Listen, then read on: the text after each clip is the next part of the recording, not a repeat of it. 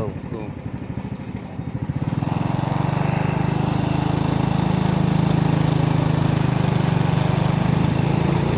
Kung naaalala nyo, tatlong taon na nakakalipas ay linat po namin ito na Simentado at pagkakama namin pinapakakan na lang. Pero ngayon ay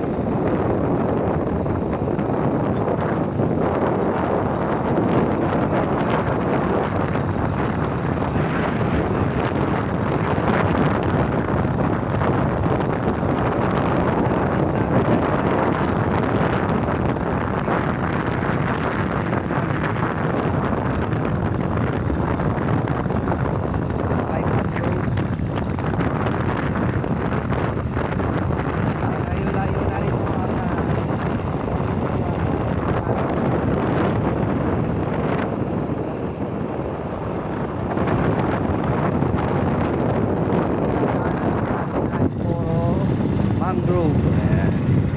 Hanggang dito lang siya. Hindi, wala ka tayong ano pa. Kasi go, kaya pa yan. Kaya pa yan. Kasi bago yung gulong. Okay. Ayan. So ito, hindi pa simentado ito. Hindi, may nag-a-harvest ka. May nag-a-harvest ng bangus.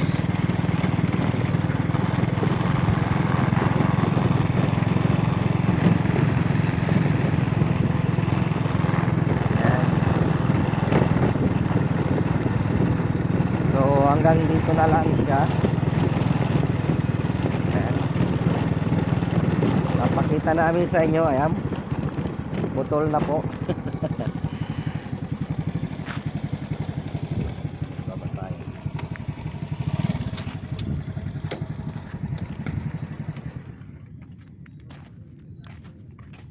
Ito yung, ayan, ginawa na yung tulay, no? So may tulay pala siya. Bypass road na magkukunik sa Dagupan to Alaminos, Pangasinan. So, dito siya naputol.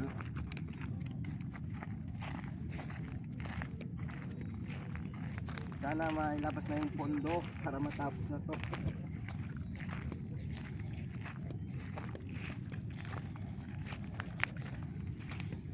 Nakapagtabon na sila doon.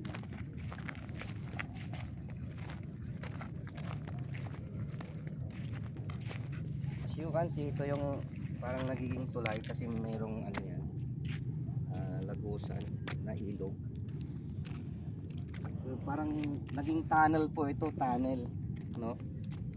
Ng mga bangka, mga mangingisda. So meron palang ano, tunnel dito na tulay. Yung mga nagbabangka.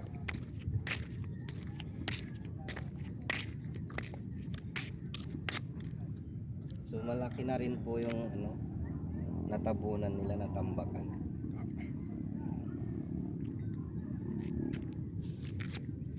Ganda pala.